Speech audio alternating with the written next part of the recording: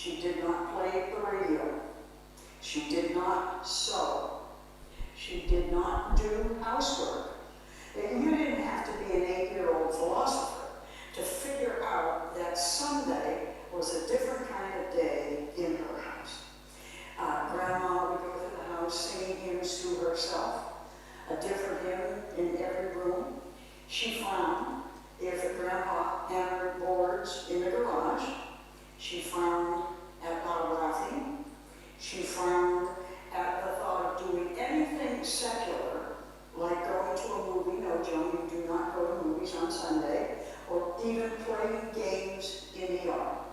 I didn't much like being in Grandma Chester's house on Sundays, to be, if truth were known, but as the years went by, I began to realize what I had learned in Grandma Chester's house.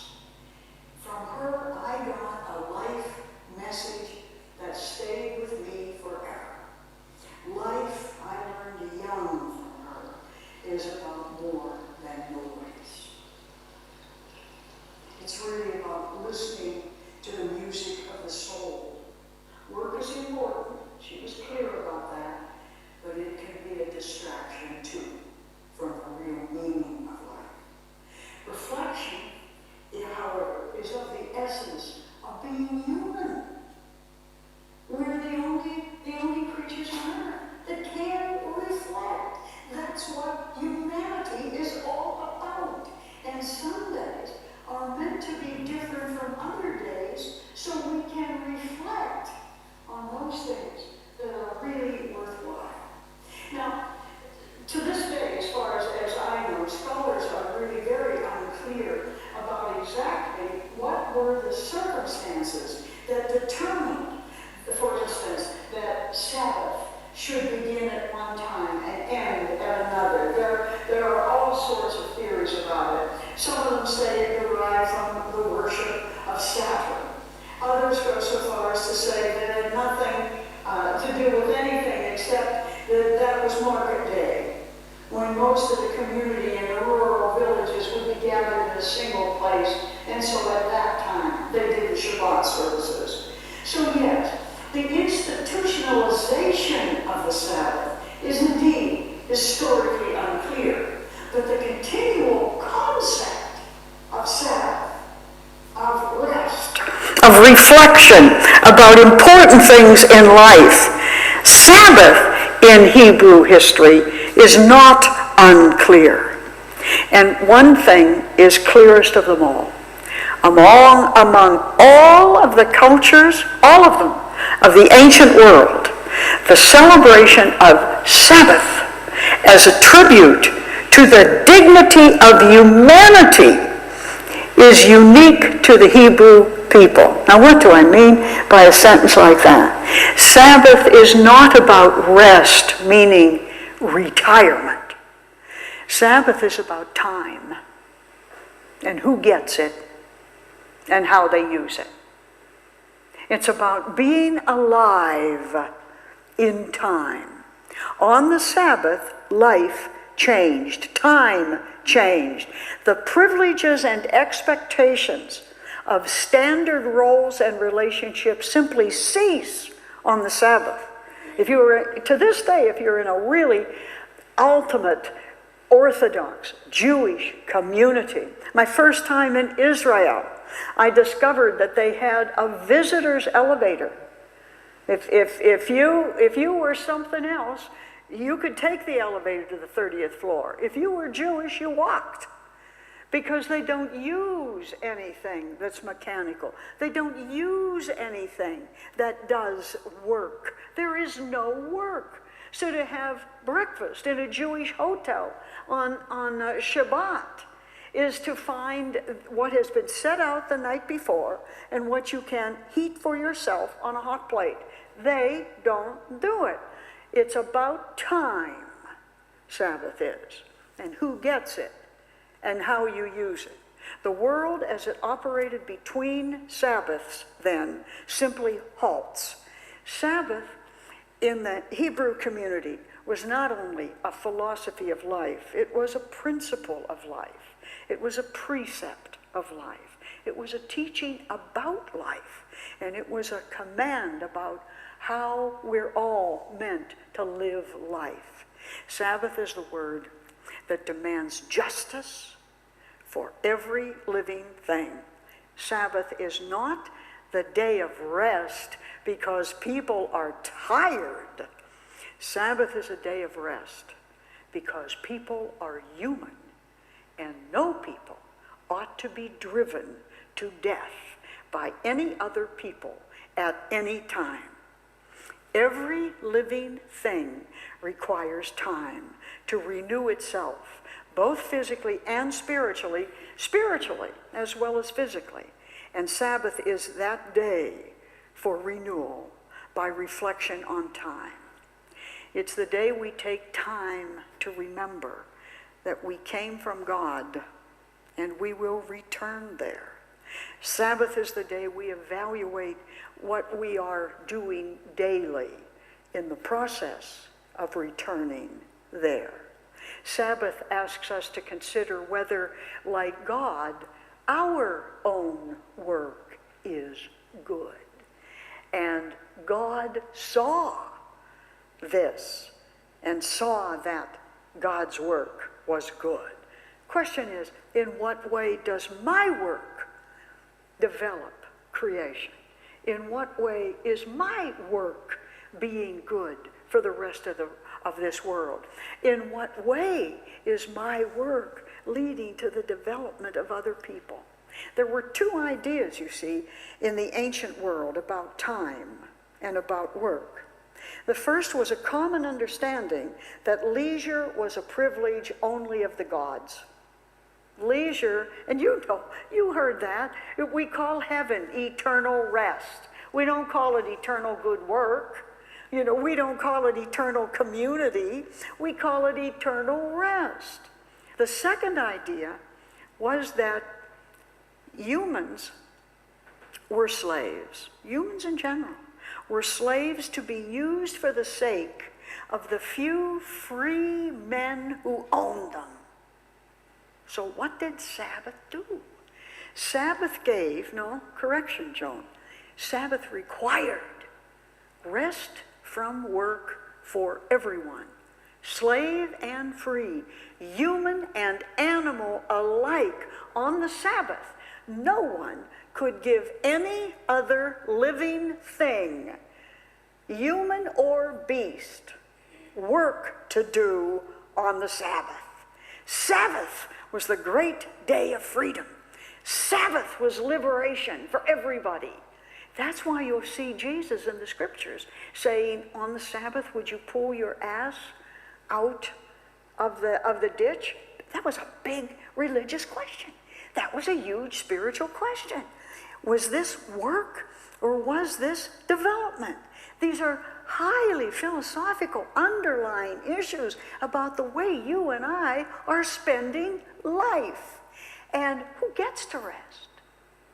Who gets to rest in your office, in your family, in your neighborhood, in your city? Who can't afford to rest on those days? I asked a young woman in the airport yesterday, how was Easter? Well, I had to work, she said. And I looked at her and I said, I bet you had to work. I bet you're exactly the person that they said, you come in. Somehow or other, we have lost this notion that everybody is to be freed by us. And that's what Shabbat is all about. Look at what Christians are doing to Sundays. Do you understand? We have lost this concept completely. And then we go through life saying, I'm so tired.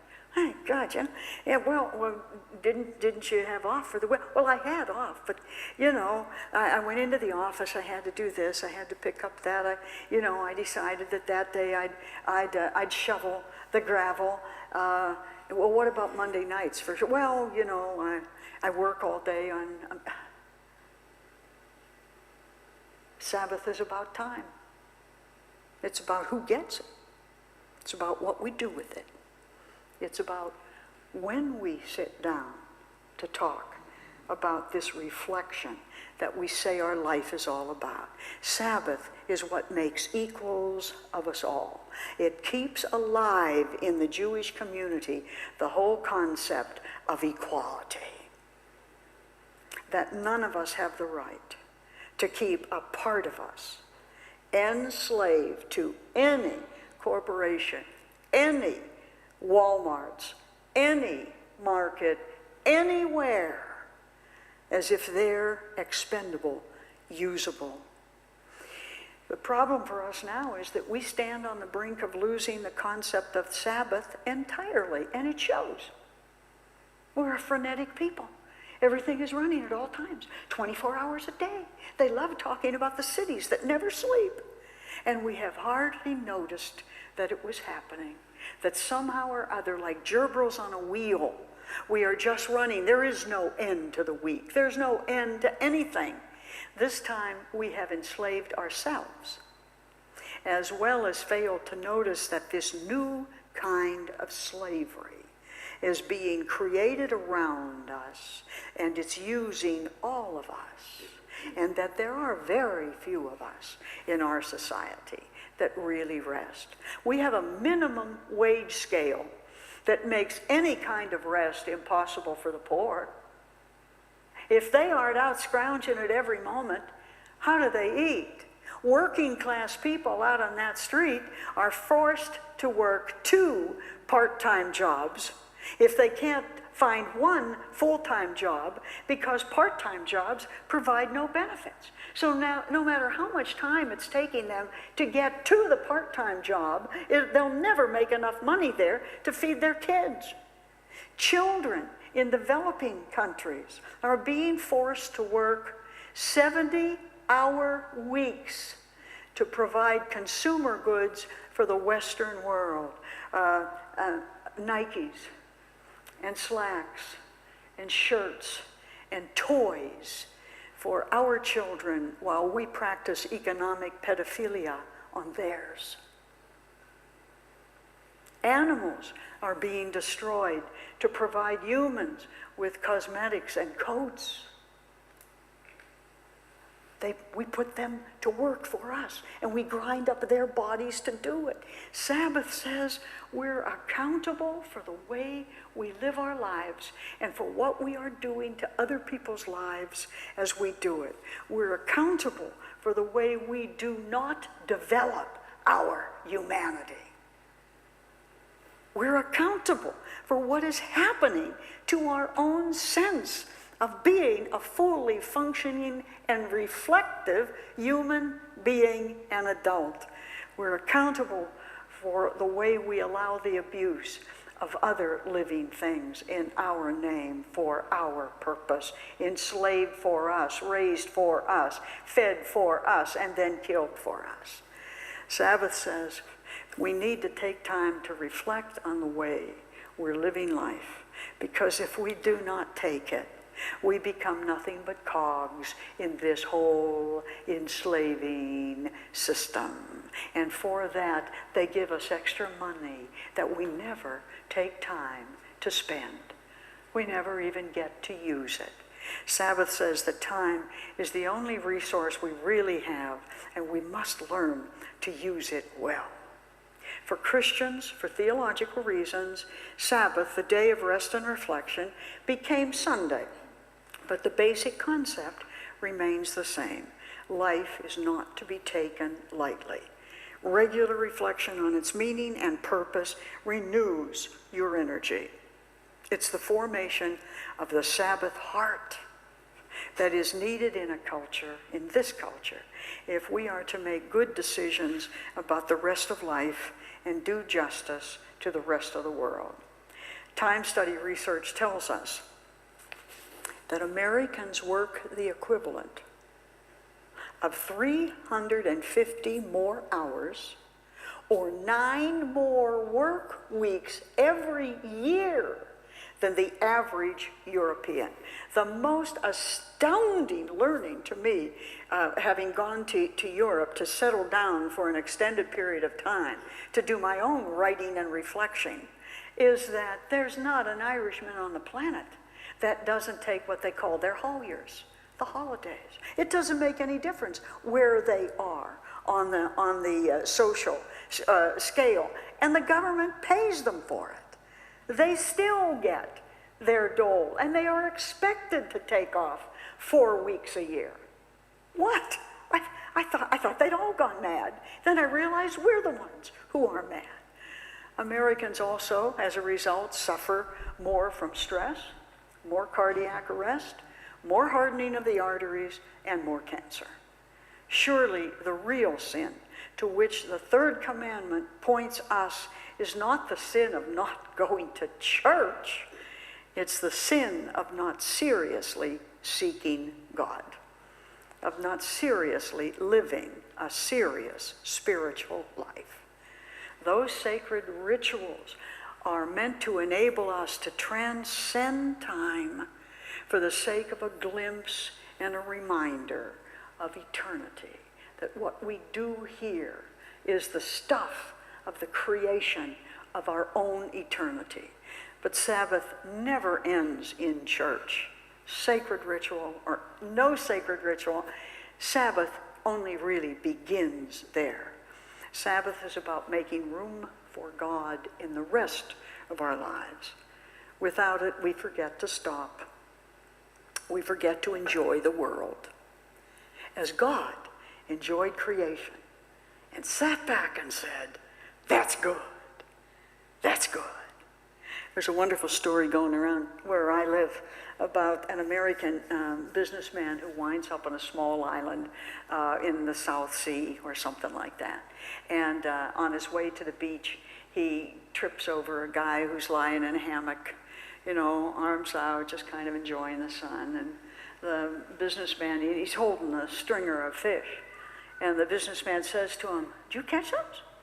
And the guy said, "Yeah," he said, "I do every morning." He said, "No kidding, you catch that many fish every morning?" He said, "Oh yeah, there's nothing to it. You just drop your line in, you got the fish." He said, "What are you doing with them?" And he said, "Well, I take them home. My wife cooks them for supper. We have a nice big supper, lots of rice and beans and fresh fish." And he said, "Then I get my guitar." And he said, I go down to the cafe with my friends, and we drink our sangria, and we play our guitars, and we sing a while." He said, I go home and I go to bed." And he said, "Then the next day I get up and go catch the fish for supper." And the American businessman said, "Oh, buddy, if catching fish is that easy around here," he said, "you know what you could do?" He said, "You could get some guys who would get the fish for you. And then when you had a lot of fish, instead of just eating it for supper that night, you could sell it. And then when you sold it, you could get a boat, and you could hire some other guys who go out and get it." He said, if you did that, he said, "Do you know how much money you would have? Why, within a year," he said, "you could own a house up on the hill." He said, "You could take vacations any place you wanted to. You could rest all day long. You could spend time with your friends. You could play your music." The guy looked at him, he said, "What the heck would I do that for? That's what I do now." It all depends on what you call it, is what you do with it. So think carefully, reflect, be the person who develops the Shabbat heart. And you might find that time and the way you're using it could be better used for all of our sakes. If people like us sat down and thought about the important things in life, this life would change.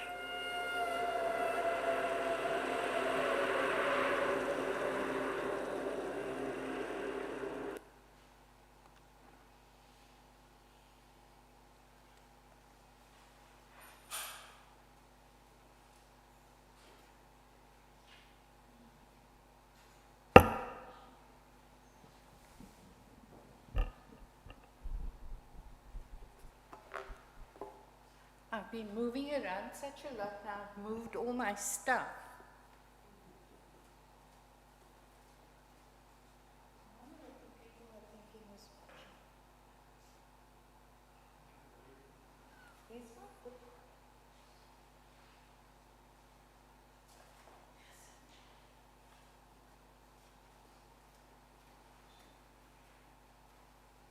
Okay, so I just want to look at some of the things that Joan was saying about the Sabbath.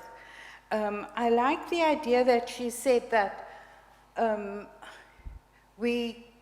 Sabbath isn't about just going to church on a Sunday. Thank you very much. But there were some very important things that she was saying about people.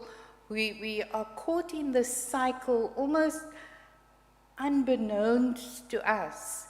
And right now, as a result of COVID, so many people have been working from home. And their world has just gotten so much smaller because they're working longer hours. Our digital world that we live in, everybody is contactable.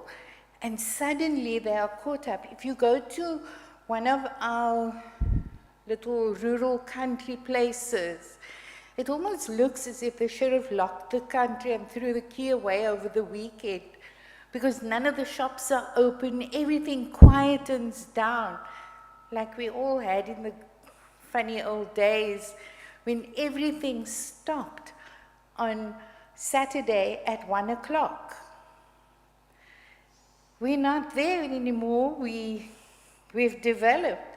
We now don't stop. We can go shopping on a Sunday. We can do all those things that that we didn't have time to do during the week. And so we really risk losing, or we have lost what a Sabbath means. One of the things Joan also mentioned is about how people are having to work more than one part-time job, and they're not getting, because they don't get benefits, they get part-time, they are offered part-time employment. When I was working in the bank, we were fast moving from employing full-time staff, and we worked together with employment agencies, and then we would say, okay, I need 4 tellers from that time to that time. And those people, they were doing part-time work, and they didn't have the full benefit that was really due to them. And if you look now, all those people who work in call centers, all those different places, they too are working for some employment agency. So very much the same as we do. What Joan has written about in her book was her visit to Israel, where, I don't know if any of you have been, but I was fortunate enough to go, and on the Sabbath, the lift in the hotel, if you take the Sabbath lift, you stop at every floor, because they can't do the work of pressing the buttons where they must be. So, we had to be sure we weren't in the Sabbath lift, because you're going to stop all the way up to the top. But it was so nice to watch this Jewish family having the Sabbath meal, and it's crazy. Nobody sits still and all good manners. The children are running around and everybody is jovial and making a noise and all of that. So Joan was saying that she spoke to a rabbi wanting to understand the whole concept, to explain Shabbat. And so the rabbi said, the Talmud gives 3 reasons for keeping Sabbath. The first reason for Sabbath, he went on, is that given the fact that no one is permitted to do anything, no orders could be given, no work done, therefore the slaves and the rich would be equal for at least 1 day a week. The second reason is that we have time to reflect on the meaning of our lives. And the third reason for Sabbath is that we can reflect on the goodness of our work as God did in creation on the seventh day. And that is exactly what John was saying to us. And so for ourselves, as we look at it, she says, she writes, ritual is the way we carry the presence of the sacred.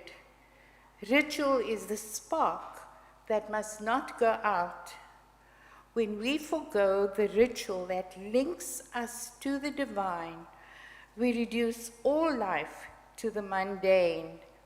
We not only lose our way home, we run the risk of forgetting that there is a home beyond this. I quite like that saying. She says that Sabbath is not about church, it is about contemplation of the important things in life, the things of the soul. Mordecai Kaplan wrote, people whose religion begins and ends with worship and ritual practices are like soldiers forever maneuvering but never getting into action. Sabbath never ends in church. It only begins there. And then lastly, by ignoring the Sabbath, we turn every day of life into an average day, a routine day, a working day. We lose a sense of celebration. We forget to stop and enjoy the world as God enjoyed creation. Scripture is clear, and God looked and saw that it was good. We'll now go on to the next commandment. I just actually needed to do that.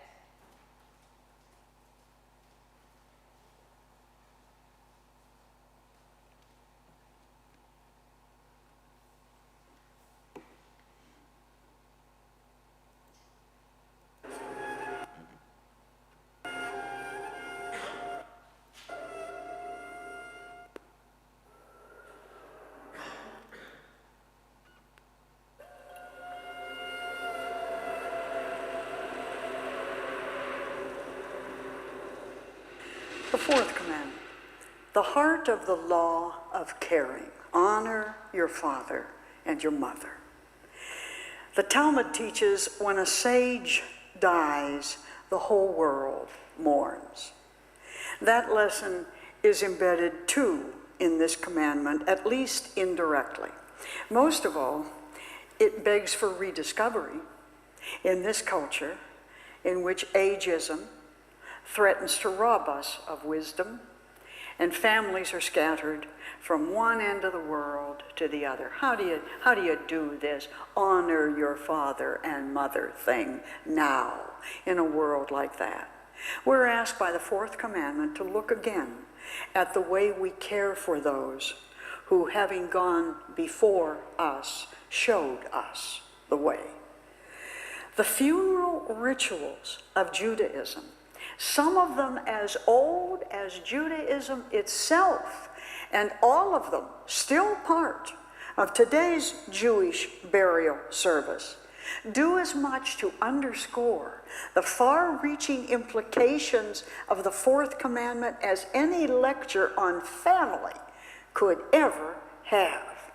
Three of these funeral rituals in particular, I think, shed light on the relationships between the generations as the Jewish community sought to develop it in the fourth commandment. First, in Judaism, a dead body is considered equivalent to a damaged Torah scroll. Do you realize that the Jewish community sees the Torah scroll as sacred because it contains the sacred word? Now think of that again. In the Jewish tradition, a dead body is considered as sacred as a Torah scroll, as sacred as a page of the divinely inspired scriptures, and it is to be treated, they say, with the same reverence. No Torah scroll. Do you realize how the Jewish community treats a Torah scroll? When that Torah has been used for 100 years and is crumpled and faded and breaking, they don't just say, well, get rid of that one. They bury it. They take good care of it. They would never let anybody touch it. They hold it yet in a sacred place. It's buried with care, and it's treated with continuing esteem because of the holy teaching that is found there. It is to be venerated, that Torah scroll, forever. Why? Because of the holy purpose it once served. In just that same way are those the Jewish tradition teaches who bore us and guided us and taught us the laws of God. In just that way, those teachers in our lives are to be revered and esteemed and venerated like a Torah scroll forever. What we learn from those before us, not necessarily only our parents, our teachers, our nannies, our wisdom figures in the church, what we gained from their wisdom is what enables us to grow up and go forward fearlessly ourselves. And you know that there are many times that you start a conversation by saying to your own children or to yourself, Uncle Stan taught me this. You know? Aunt Sophie would never have cooked like that. She believed, it couldn't be processed. She made it the way it should be made. Uncle Tom, he's the one that took me outside, handed me the first seed that I ever planted, and that's what got me into horticulture. It's all been so important. These people, in their teaching, is what enables us to go forward fearlessly ourselves as we grow. Perhaps, probably, without them now, but because of them, with ongoing confidence and with great hope. Kaddish is the Jewish prayer for the dead. It is said for varying lengths of time. That's the operational sentence. They all say Kaddish, depending on for every person who dies, but not for the same time, for the same amount of time. It is prescribed according to different categories of relationship. It depends on your relationship with the deceased, how long you will say the prayer for the dead, and it is meant to assure that the memory of that person is not to be forgotten. For parents, Kaddish is said daily for 11 months, listen carefully, for 11 months minus 1 day. 1 day short of 11 months. Why? To signify that the very act of parenthood is itself a meritorious act that makes the fullness of a normal penitential period following a parent's death unnecessary. The very act of parenthood is itself a penitential, reparative act of life. Parenthood, Judaism teaches us, is a holy gift. It's a sanctifying gift. It sanctifies the people who do it, and it's given for the sake of the whole human community. Avelut is the Jewish word for the 12-month mourning time. That is 12 months of mourning prescribed for parents, and it exceeds the mourning time defined for any other relationship, including a spouse. So important are those who bore us and guide us and grew us, that for 12 months we mourn their loss in our lives. Why? Because they left before we had learned it all. They left before they could teach us everything that they wanted to. The message is so clear here. The lives of those who bring us into the world participate in the co-creation of the world. Your birth was an act of co-creation of the world. The world was supposed to get better when you were born because your parents had risked that birth for that sake. And so they have a claim on our special care, on our certain reverence, and certainly on our acknowledgement of them. Those who bore and raised us have a claim on society itself because thanks to them, all of society is gifted.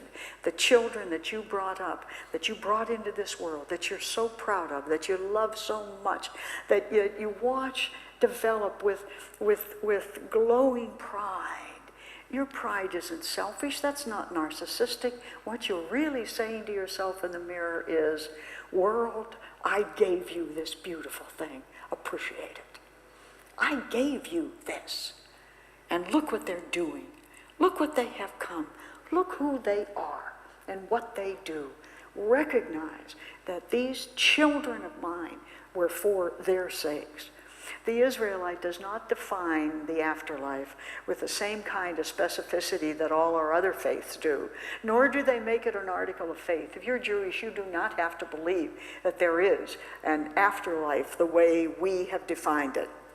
Judaism simply affirms that whatever it is that happens to us after death, it's what we have done here that will be its measure. That we are building our own eternity, an act of behavior or relationship at a time. It's here that meaning takes place, that God acts. It's here, on this planet, in this room, among us, that humans become fully human, that humans grow and practice that growth and give that growth away. The Israelite then values life with a very peculiar intensity and wishes to die. No Israelite wants to die young. They want to die old and full of days. That's what the psalmist prays for regularly. I want to die old and full of days so that I have enough time here to do what I'm supposed to do, to give what I'm supposed to give, and to grow the way I was meant to grow. It is then parents and the elderly, the sages and the wisdom figures that Judaism singles out for our special care and concern. Don't miss the wisdom figures in life. Don't throw them away. Don't cease to learn from them, and by all means care for them. And yet, you know, I know what you're thinking, you know what I'm thinking. The modern world, our world, on the other hand, limits the kind of care that we're giving to those who have worked all their lives to prepare the generations that followed them to live good and meaningful lives. As families get smaller, and whatever offspring a couple has begin to live half a world away, the question of what will happen to our sages when they are no longer able to take care of either us or themselves has become a major social question in the West. We learn to know our grandchildren on Skype. We practice email to find out what the recipes were. We say, now are you John or are you Tom? I'm Tom, Grandma. I'm taller than John, remember? In our society, workers are being told now that they have to save for their own retirement rather than depend on any kind of national human support, despite the fact that they paid into it all their lives. And everybody's letting it go. Taking it for, well, this is a time of recession and great limitations and care. But we have the same amount of money. It just all depends on what we're willing to spend it on. To whom will we give it? For what? We don't seem to be struggling over a military budget. We don't seem to care how many nuclear bombs we have. But we're not sure that old people can any longer have subsidized housing when their children are someplace else in the world.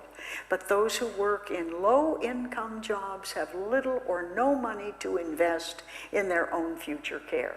Where's that care coming from for the wise and the sage in another 20 years? On the money they're making, they can't pay their bills now. How are they supposed to provide? And who's going to be there to do it for them? Nor do their children have enough money to secure their own old age, as well as guarantee it for their parents. And you and I both know today that there is a whole band of older people in this country who have been brutalized by this recession. They don't have time to make up the amount of money that they lost to take care of themselves, let alone anybody else. Given these changes in the nature of family, for whole segments of society now, old age is fast becoming doomed to long working years, no retirement time, dependence on public institutions, if there are any, or given to desperate poverty after they've worked hard every day of their life. Is this the spirit of the commandment that calls people to honor their parents and mourn for their sages? At the same time, the second theme that runs through the Fourth Commandment and the Jewish view of life is an equally reverent one.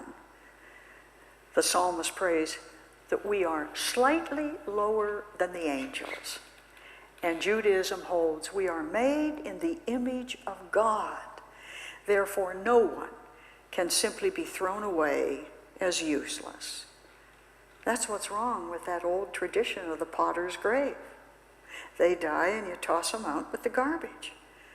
This is a human being. This is our Torah scroll. This is the person who held up the neighborhoods in the poor parts of town. These are the people who went on teaching children to be decent human beings. This commandment exposes what is becoming a crucial social issue for us that I don't think people are paying nearly enough attention to. This implication of what it means both to be a family and to be concerned for the place of wisdom in a culture. Taking care of your wisdom figures. Who else is equipped? Who else is justified in making comparative analysis of the society, if not the people who have lived through what brought us to this point?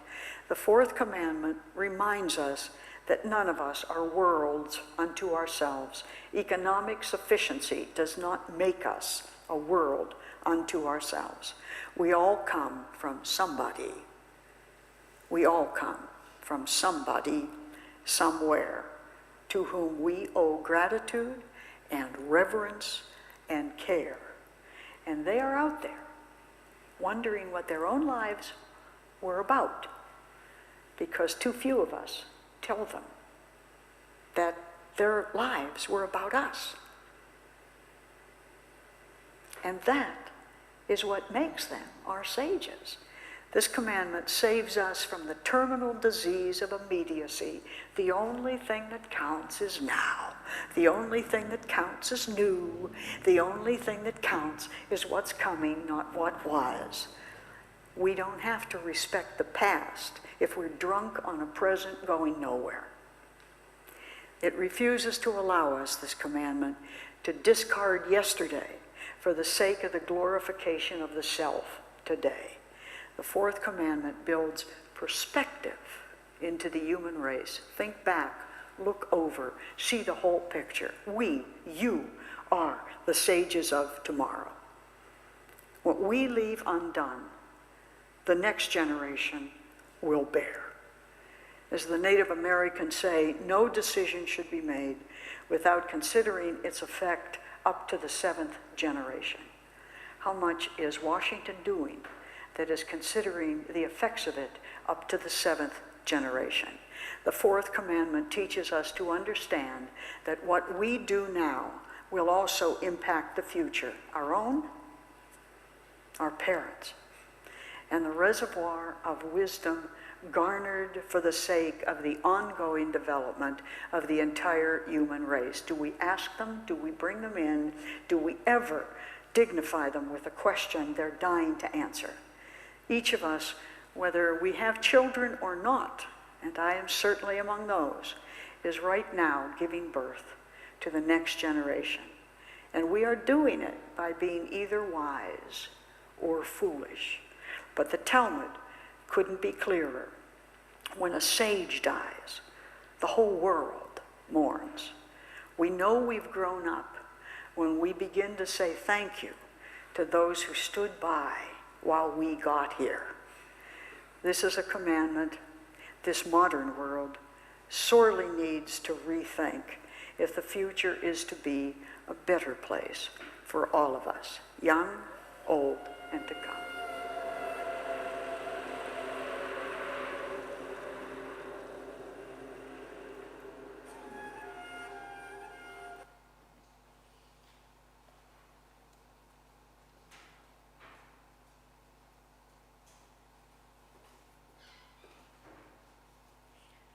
And so there we thought it was all about our paternal, our mother and our father, and it's not just about that, it's about all who have taught us, all who have been alongside us and brought us thus far. I don't know if I missed it while I was watching, but in her book she says the first 3 commandments deal with reverence for God. The last 6 deal with justice among people.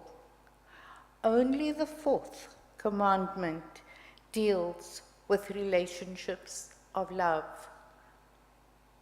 That is quite something when you think of that. It's the commandment to care. But so I know that I was always told about that commandment in a very, very strange, I grew up in a very strict, faith-based kind of family. So that, when she was saying on the Sabbath, you don't sew and you don't do any of those, we had to sit quietly and wait for Sunday, the boarding Sunday, to pass because we couldn't play, we couldn't do anything. My granny was very strict with us. One of the things that Joan was saying about the way they reverenced the person who had passed away, the same actually happens with Muslim people in their way of tending to their dead, and that they sit around that, after they've prepared the body for burial, they'll be sitting around in that room praying all the time for that person who had died until they take the body away for burial.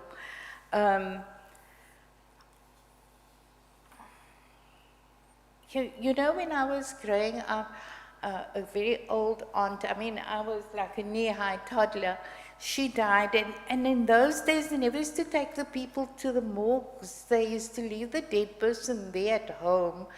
They take the mattress off the bed. Oh, those are those beds with springs. Do you know those kind of beds? and I remember this old auntie of mine, they kept her there, and we took her from there to the coffin would be delivered, and they'll take you from there to the church. And we had to be so quiet around, because the dead lady is lying inside there. I was terrified. I can't even begin to explain how scared I was of her, because she was dead. Very interestingly, I found what Joan says in her book. She says, the 4th commandment is not about acquiescence of powerless children to the will of authoritarian parents. It is about being allowed to test ourselves against the world under the eye and with the wisdom of those who lovingly have gone the way before. And then she says, no parents are typical. No parents are perfect. I hope my daughter hears that. We do not honor them for that. We honor them because they did what they could in making us what we are. The rest we were meant to do for ourselves. I think so often that one thing gets mixed up. And so the purpose of parenting, of companioning the young, the novice, the stranger, through the traces of life, is not to make them dependent. It is to make them independent. The purpose of parenting is to make ourselves unnecessary. I like that. I am unnecessary. Okay, that's about all I have to say. We'll now give you some handouts for you, just to once again share some ideas and thoughts with those around you. And then I'm going to be quiet, so I'll give you some time.